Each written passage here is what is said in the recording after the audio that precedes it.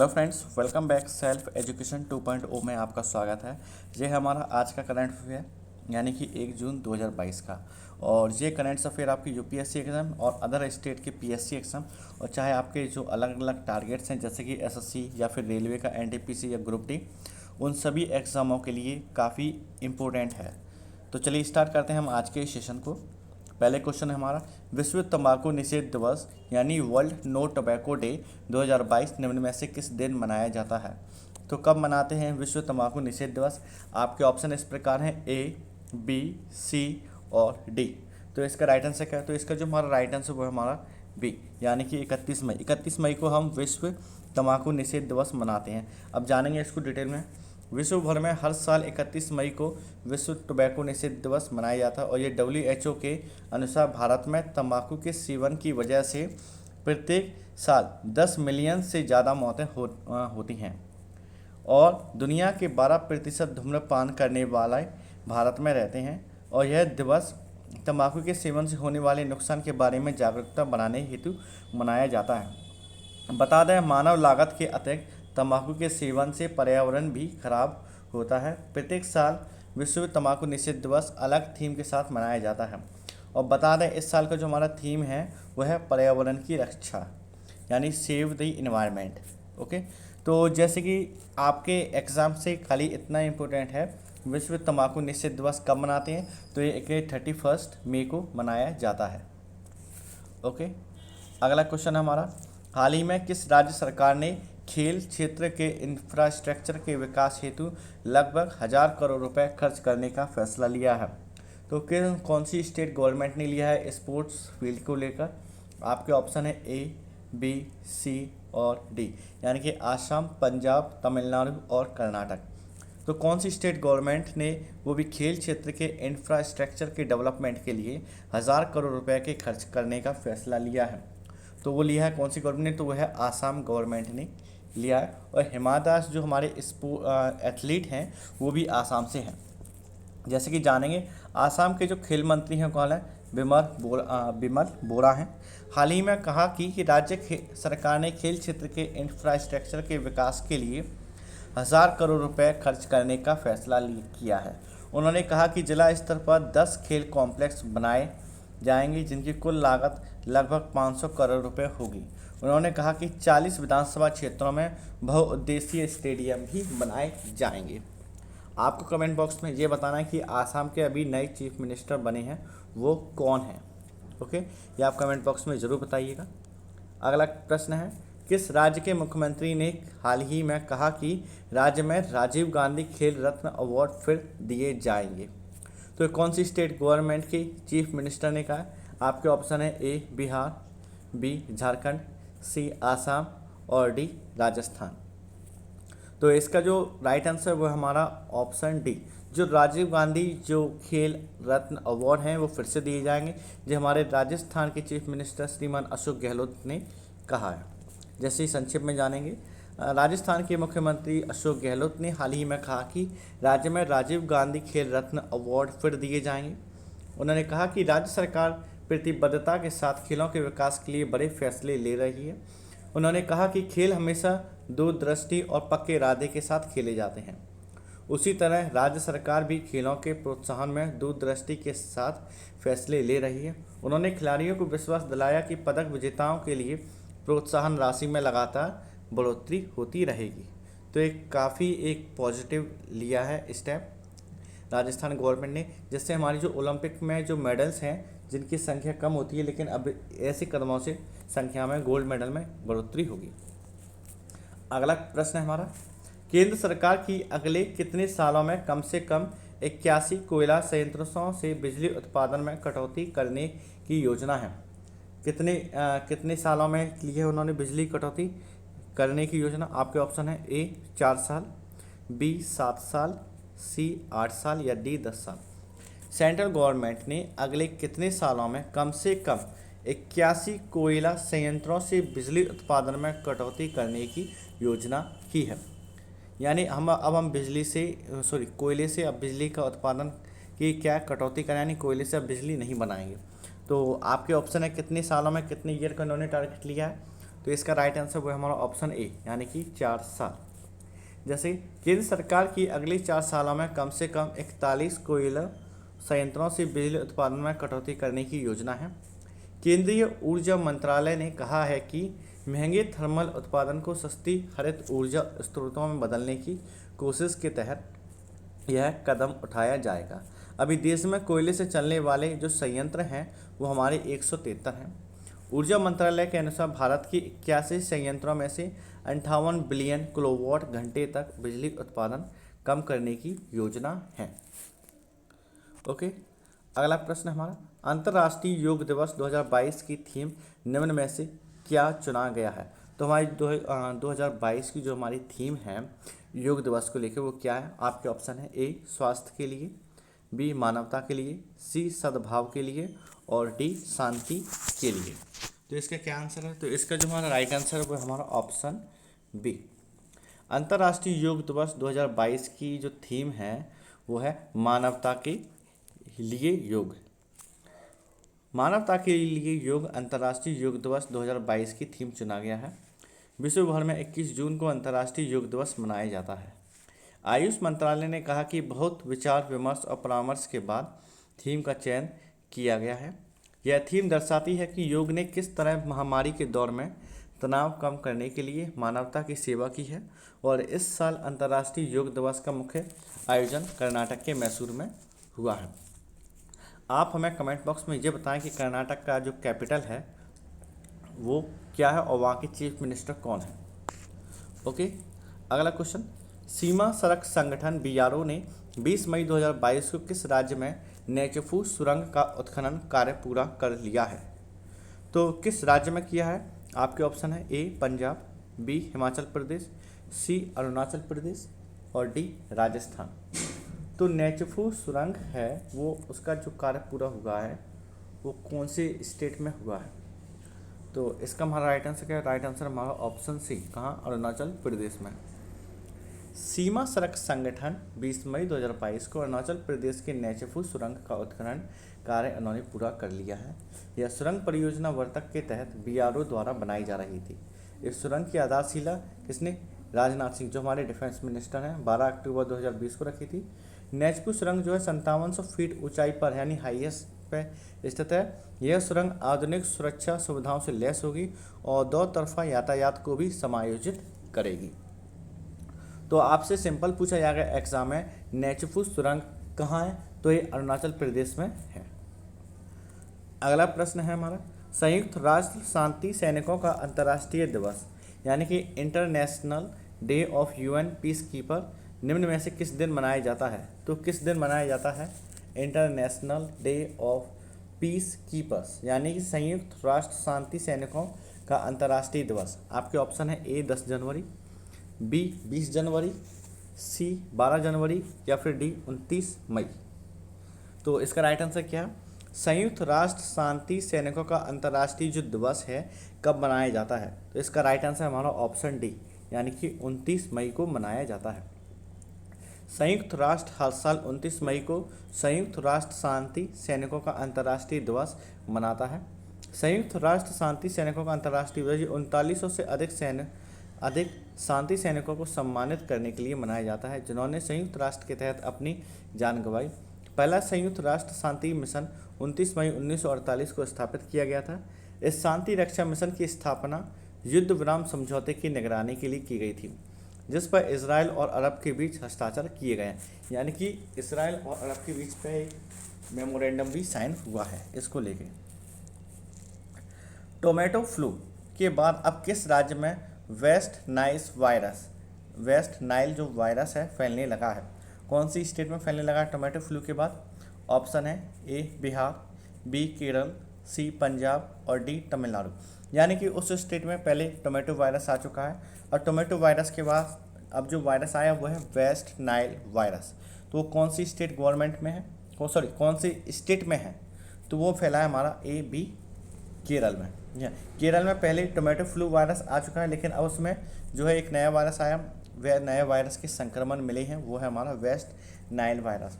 बता दें कि 47 साल के एक व्यक्ति की वेस्ट नाइल फीवर से मौत हो गई है। स्वास्थ्य विभाग ने कहा है कि वेस्ट नाइल बुखार क्यूलेक्स प्रजाति के मच्छरों से फैलता है। यह पहली बार साल 1937 में युगांडा में पाया गया था। इस बुखार का मामला केरल में पहली बार साल 2011 में सामने आया था। ओके, अगला क्वेश्चन हमारा, कोयला मंत्रालय ने 2030 तक कितने मीट्रिक टन कोयला गैसीकरण प्राप्त करने के लिए एक राष्ट्रीय मिशन दस्तावेज तैयार किया है? तो कितने मीट्रिक टन का है, कितने मीट्रिक टन कोयला गैसीकरण प्राप्त करने के लिए इन्होंने एक नेशनल मिशन पर दस्तावेज किए? आपके ऑप्शन है A 200 metric ton, B 300 metric ton, C 400 metric ton या 100 मीट्रिक टन। कोयला मिनिस्ट्री ने 2030 तक कितनी मीट्रिक टन कोयला गैसीकरण प्राप्त करने के लिए एक राष्ट्रीय मिशन दस्तावेज तैयार करने का फैसला किया? तो इसके ऑप्शन क्या है, ए बी सी डी? तो जल्दी कमेंट बॉक्स में बताइए। तो इसका जो हमारा राइट आंसर वो है हमारा ऑप्शन डी, यानी कि 100 मीट्रिक टन। ओके, कोयला मंत्रालय ने 2030 तक 100 मीट्रिक टन कोयला गैसीकरण प्राप्त करने के लिए एक राष्ट्रीय मिशन दस्तावेज तैयार किया है। कोयला गैसीकरण एक ऐसी प्रक्रिया है जिसमें फ्यूल गैस बनाने के लिए कोयले को वायु, ऑक्सीजन, वाष्प, कार्बन डाइऑक्साइड के साथ आंतरिक रूप से ऑक्सीकृत किया जाता है। इस गैस का उपयोग पाइप्ड प्राकृतिक गैस, मीथेन और अन्य के स्थान पर ऊर्जा प्राप्त करने के लिए किया जाता है। तो काफ़ी अच्छा कदम उठाया हमारी कौन सी कोल मिनिस्ट्री ने। ओके, अगला क्वेश्चन हमारा, हिंदी पत्रकारिता दिवस निम्न में से किस दिन मनाया जाता है? तो कब मनाते हैं हम हिंदी जर्नलिज्म डे? आपके ऑप्शन है ए 10 जनवरी, बी 12 मार्च, सी 30 मई और डी 18 नवंबर। तो हिंदी जर्नलिज्म जो डे है किस दिन मनाया जाता है? तो इसका राइट आंसर हुआ हमारा ऑप्शन सी, यानी कि 30 मई को हम हिंदी जर्नलिज्म डे मनाते हैं। और दरअसल इसे मनाने की जो मुख्य कारण है, इसी दिन साल 1826 में हिंदी भाषा का पहला अखबार उदंड मार्तंड प्रकाशित होना शुरू हुआ। बता दें इसका प्रकाशन तत्कालीन कलकत्ता शहर से किया जाता था तथा इसे पंडित जुगल किशोर शुक्ल ने शुरू किया था। अब आपसे पूछा जाता है कि जो पहला हिंदी भाषा का जो अखबार है वो कौन सा है? उदंड मार्तंड है। हिंदी जर्नलिज्म डे कब मनाते हैं? 30 मई को मनाया जाता है। तो फ्रेंड्स, यदि आप इसकी फ्री PDF चाहते हो तो आप हमें टेलीग्राम पर भी ज्वाइन कर सकते हैं। टेलीग्राम पे आपको सिंपल सर्च करना होगा दिलीप कुमार ओझा ऑफिशियल, तो वहाँ पे आपको हमारे चैनल हमारे उससे कनेक्ट हो जाएंगे और आपको फ्री PDF वहाँ पे आपको स्कीम मिल जाएगी। अब चलते हैं अगले प्रश्न की तरफ। विश्व स्वास्थ्य संगठन ने किस राज्य में तंबाकू की खपत को नियंत्रित करने के प्रयासों को देखते हुए राज्य को विश्व तंबाकू निषेध दिवस पुरस्कार 2022 के लिए चुना है? तो कौन सा वो स्टेट है जिसके विश्व तंबाकू निषेध दिवस पुरस्कार 2022 के लिए चुना गया है? आपके ऑप्शन है ए झारखंड, बी बिहार, सी पंजाब और डी तमिलनाडु। तो इसका राइट आंसर वो है हमारा ऑप्शन ए, यानी कि झारखंड को। तो विश्व स्वास्थ्य वर्ल्ड हेल्थ ऑर्गेनाइजेशन ने जिस स्टेट को चुना है तो वो स्टेट है हमारी झारखंड है। झारखंड में तंबाकू की खपत को नियंत्रित करने के प्रयासों को देखते हुए वर्ल्ड हेल्थ ऑर्गेनाइजेशन यानी कि विश्व स्वास्थ्य संगठन ने राज्य को विश्व तंबाकू निषेध दिवस 2022 के पुरस्कार के लिए चुना है। वर्ष वैश्विक वयस्क तंबाकू सर्वेक्षण GATS एक रिपोर्ट के अनुसार झारखंड में NTSCP कौन सी NTCP वर्ष 2012 में लागू किया गया। तब राज्य में तंबाकू सेवन की दर जो थी 51.1% थी, जिनमें 48% लोग गैर धूम्रपान तरीकों से इसका सेवन करते थे। और GATS 2 रिपोर्ट वर्ष 2018 में प्रकाशित की गई, जिसके मुताबिक झारखंड में तंबाकू का सेवन करने वाले की संख्या घटकर 38.9% पर आ गई है, जिनमें से 35.4% लोग गैर धूम्रपान तरीकों से इसका सेवन करते हैं।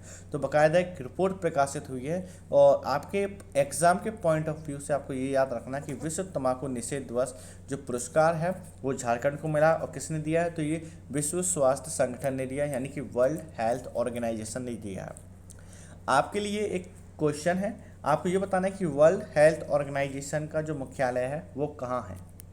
ओके, अगला क्वेश्चन, IPL 2022 का खिताब निम्न में से किस टीम ने जीता है? किसने जीता है? आपके ऑप्शन है A Rajasthan Royals, B Gujarat Titans, C Royal Challengers Bangalore और डी चेन्नई सुपर किंग्स। तो IPL 2022 का जो हमारा खिताब जीता है वो जीता है हमारा किसने? गुजरात टाइटंस, यानी ऑप्शन बी। गुजरात टाइटंस ने आईपीएल 2022 के फाइनल में राजस्थान रॉयल को हराकर खिताब अपने नाम कर लिया है। इस मैच में टॉस जीतकर पहले बल्लेबाजी करने उतरी राजस्थान रॉयल्स ने 20 ओवर में 9 विकेट पर 103 रन बनाए। जवाब में गुजरात टाइटंस ने 18.1 ओवर में और 3 विकेट खोकर लक्ष्य हासिल कर लिया। तो ये तो डिटेल है जो आपके एग्जाम में कोई इसका खास नहीं है, आपको सिर्फ इतना याद रखना है कि आईपीएल 2022 का खिताब किसने जीता, तो वो जीता गुजरात टाइटंस ने। और किसके खिलाफ जीता है, तो वो जीता राजस्थान रॉयल्स के खिलाफ। ओके, अगला प्रश्न, अंतर्राष्ट्रीय एवरेस्ट दिवस निम्न में से किस दिन मनाया जाता है? तो कब मनाते हैं इंटरनेशनल एवरेस्ट डे? ऑप्शन है ए, बी, सी, डी। यानी कि 10 जनवरी को, 12 अप्रैल, 18 अगस्त या 29 मई। जो इंटरनेशनल एवरेस्ट डे है हम कब मनाते हैं, तो इसका राइट आंसर हम क्या है, 29 मई। 29 मई को इंटरनेशनल एवरेस्ट डे मनाया जाता है। हर साल 29 मई को मनाते हैं। यह दिन काठमांडू, नेपाल और एवरेस्ट क्षेत्र में जुलूसों, स्मारकों, कार्यक्रमों, विशेष कार्यक्रमों के साथ मनाया जाता है। यह दिन हर साल माउंट की पहली चढ़ाई की याद में मनाया जाता है।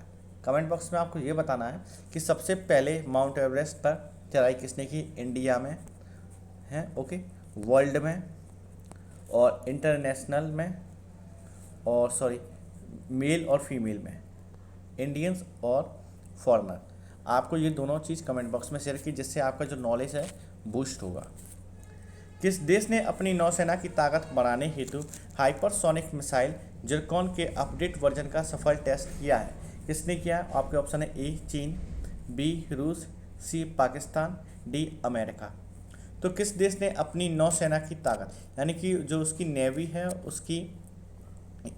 इसकी जो ताकत है, स्ट्रेंथ है, उसको बढ़ाने के लिए हाइपरसोनिक जिरकॉन मिसाइल का अपडेट किया है? तो इसका जो राइट आंसर वो किसने किया, वो किया है बी, यानी कि रशिया ने किया है।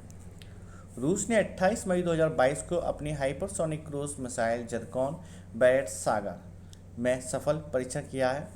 परमाणु हथियार ले जाने में सक्षम इस मिसाइल ने सफ़ेद सागर यानी कि व्हाइट सी में 1000 किलोमीटर से थोड़ी ज़्यादा दूरी पर मौजूद टारगेट को सटीकता से नष्ट कर दिया।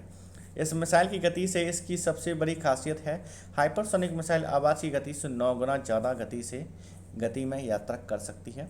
जिरकॉन मिसाइल 1 सेकंड में 3.1 किलोमीटर की दूरी तय करती है, यानी कि 1 सेकंड में कितनी, 3.1 किलोमीटर की डिस्टेंस को कवर करती है। तो काफ़ी ज़्यादा हाई स्पीड है, यानी कि 9 गुना ज़्यादा स्पीड है आवाज़ की गति से। अगला प्रश्न, किस राज्य में पाई गई प्राचीन बंदर की नई प्रजाति का नाम सैला मकाक रखा गया है? तो एक किस स्टेट में मिली है? आपके ऑप्शन है ए, पंजाब, बी, कर्नाटक, सी, आसाम और डी, अरुणाचल प्रदेश। तो बंदर की एक नई प्रजाति मिली है जिसका नाम है सैला मैकॉक रखा गया है, और ये कहाँ मिली है? तो इसका जो राइट आंसर वो हमारा ऑप्शन डी। तो ये प्रजाति जो पाई गई है वो पाई गई है अरुणाचल प्रदेश में। अरुणाचल प्रदेश में पाई गई प्राचीन बंदर की एक नई प्रजाति का नाम सैला मकाक रखा गया है। यह नाम सैला दर्रा के नाम पर रखा गया है, जो समुद्र तल से 13,700 फीट ऊंचाई पर एक रणनीतिक पहाड़ी दर्रा है। इसकी पहचान जूलॉजिकल सर्वे ऑफ इंडिया और कलकत्ता विश्वविद्यालय के विशेषज्ञों की एक टीम द्वारा की गई थी। सैला पश्चिमी अरुणाचल प्रदेश में दिरांग और तवांग शहरों के बीच स्थित है। कहाँ स्थित है? तो ये जो है अरुणाचल प्रदेश तो स्टेट है, लेकिन उसके आसपास जो क्षेत्र है तवांग और दिरांग, वहाँ पे ये प्रजाति पाई गई है। इसकी जो खोज की है किसने की है? जूलॉजिकल सर्वे ऑफ इंडिया ने और कलकत्ता विश्वविद्यालय ने। अगला प्रश्न, विद्युत मंत्रालय ने उत्सर्जन मानदंडों का पालन करने हेतु 398 थर्मल श्रेणी सी कोयला बिजली संयंत्रों के लिए पुनः कितने वर्ष के विस्तार की मांग की है? विद्युत मंत्रालय यानी कि मिनिस्ट्री ऑफ पावर ने, ठीक है, कितने वर्षों की मांग की है? ऑप्शन है आपके ए 10 साल, बी 20 साल, सी 30 साल और डी 25 साल। बिजली संयंत्रों के पुनः कितने वर्ष के विस्तार यानी कि उनका एक्सटेंड जो होगा वो कितने उसको टाइम लगेगा? वो 398 थर्मल श्रेणी सी के कोयला बिजली संयंत्रों के लिए। तो इसका जो राइट आंसर वो हमारा ऑप्शन बी यानी कि 20 वर्ष।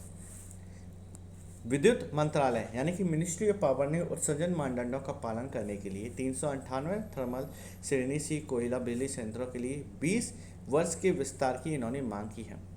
केंद्रीय पर्यावरण, वन और जलवायु परिवर्तन मंत्रालय ने 78% कोयले से चलने वाली तापीय बिजली क्षमता वाली इकाइयों के लिए वर्ष 2017 की मूल समय सीमा तय की थी और वर्ष 2021 में इस समय सीमा को संशोधित कर 2024 कर दिया। लेकिन उन्होंने अब कहा कि हमें और 20 साल और चाहिए निर्भरता के लिए।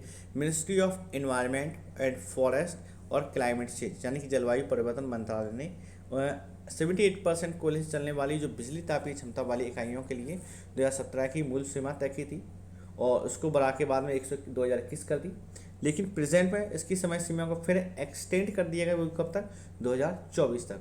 और 2024 में भी इनका मतलब टारगेट पूरी अचीव नहीं कर पा रहे हैं, तो उन्होंने कहा कि हमें 20 साल और लगेंगे, तब जाके हम इसके जो जो श्रेणी है उसकी विस्तार कर पाएंगे। ओके, तो ये था फ्रेंड्स। आपको ये सेशन कैसा लगा अपनी राय कमेंट बॉक्स में बताएं। वीडियो अच्छा लगा तो वीडियो को लाइक करें और कमेंट में आपके जो भी डाउट्स है या आपसे जो भी क्विज पूछे गए हैं उनका 1 बाय 1 इसका रिप्लाई ज़रूर दें। इससे क्या होगा, आपकी जो नॉलेज होगी एक तरह से बूस्ट होगी और आपको एक टेम्परेरी की या परमानेंट आपकी मेमोरी में फीड होगा। सेशन अच्छा लगे तो अपने फ्रेंड्स के साथ भी शेयर करें। चैनल पर नए हैं तो चैनल को सब्सक्राइब करें, बेल आइकन पर क्लिक करें। एंड जय हिंद।